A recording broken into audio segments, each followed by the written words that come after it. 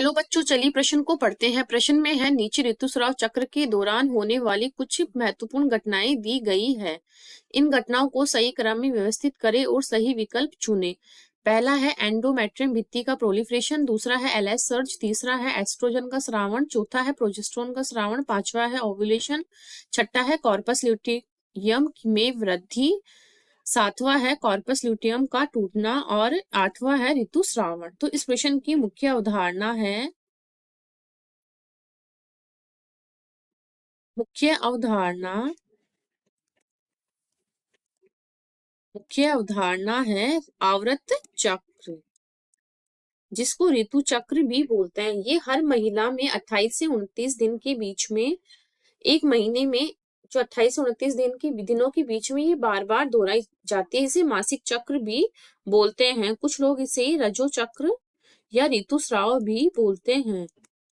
ऋतुस्राव, और इंग्लिश में इसको क्या बोलते हैं? मेंस्ट्रुअल साइकिल बोलते हैं। तो इसके हमें कुछ प्रश्न में देखिए, इसमें हमें कुछ क्रम दिए गए हैं, उन्हें सही क्रम में हमें बिठाना है। तो हमारे क्या होता है? ऋतुस्राव होता है, उसके बाद जो पुटी की अवस्था प्रारंभ होती है, जिसे पुनरुत्भवन अवस्था भी कहते हैं।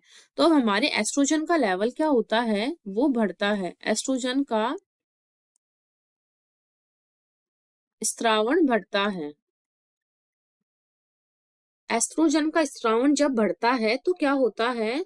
जो एलएच और एफएसएच जो होते हैं, उनका भी स्तर क्या होता है?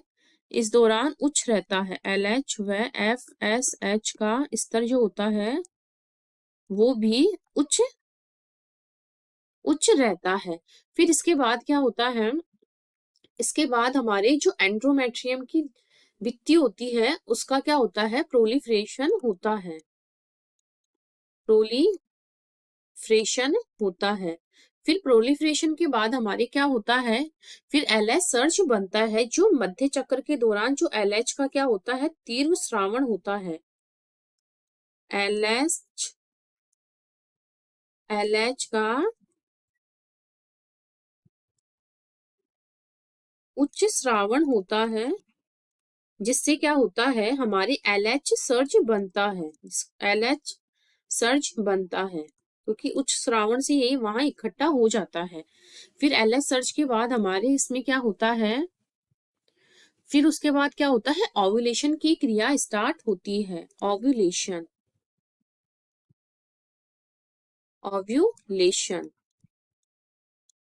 फिर ओव्यूलेशन के बाद क्या होता है? इसमें ओव्यूलेशन के बाद जो कॉर्पस ल्यूटियम होती है उसकी वृद्धि होती है। कॉर्पस ल्यूटियम में क्या होता है? वृद्धि होती है। कॉर्पस ल्यूटियम में वृद्धि होने के बाद क्या होता है? जो प्रोजेस्टेरोन होता है उसका स्रावण भी प्रोजेस्टेरोन का स्रावण होता है। प्रोजेस्टेरोन के स्रावण के बाद क्या होता है? जो ल्यूटियम होती है हमारी, उसका टूटना स्टार्ट होता है। ल्यूटियम का टूटना ल्यूटियम के टूटने के बाद क्या होता है? हमारे ऋतुस्रावण स्टार्ट हो जाता है।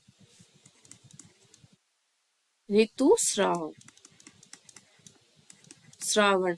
तो इस प्रकार हमारा जो विकल्प कौन सा सही हो जाएगा? हमारा विकल्प इसमें हो जाएगा बी विकल्प सही हो जाएगा और बाकी के विकल्प कट जाएंगे। विकल्प बी सही है हमारा। तो हमारे सबसे पहले क्या होता है? एस्ट्रोजन का स्रावण होता है। फिर उसके बाद क्या होता है? एंडोमेट्रियम की भित्ति में प्रोलिफरेशन, फिर एलएच सर्ज बनता है। फिर उसके बाद ओव्यूलेशन की क्रिया होती है। ओव्यूलेशन के बाद जो कॉर्पस ल्यूटियम होता है उसकी वृद्धि होती है। फिर प्रोजेस्टेरोन का स्रावण होने से क्या होता है? जो कॉर्पस ल्यूटियम का टूटना स्टार्ट होता है। फिर उसके बाद ऋतुस्राव हो जाता है। आशा करती हूँ आपको इस प्रश्न का हल समझ में आया होगा। धन्यवाद।